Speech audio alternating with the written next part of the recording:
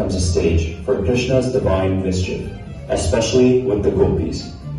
One moment, he arrives with a fruit, pretending to share it lovingly, only to snatch it away mid-bite. Another day, he gently offers to adorn the gopis with flowers, but playfully shifts them from one girl to another, sparking teasing quarrels among them.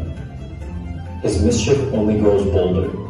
He tugs at their braids and darts away laughing, and splashes water on freshly washed clothes, turning anger into chaos, and chaos into laughter. The gopis complain, and then, in a single moment, everything changes. Krishna lifts his flute. The noise fades. The complaints dissolve.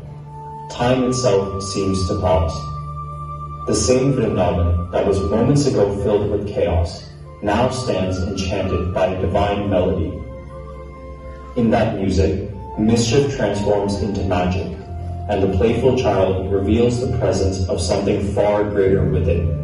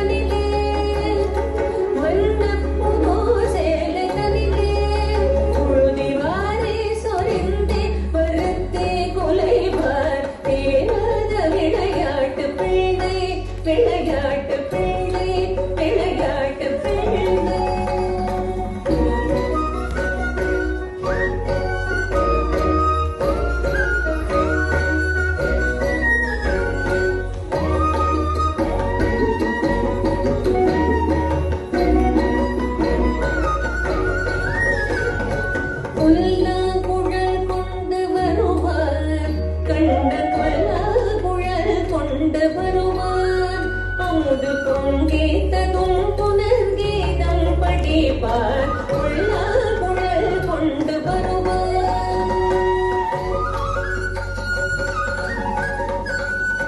கொல்லா குழல் கொண்டு வருவார் கண்ட கொல்லா குழல் கொண்டு வருவார் அமுது பொங்கேத்த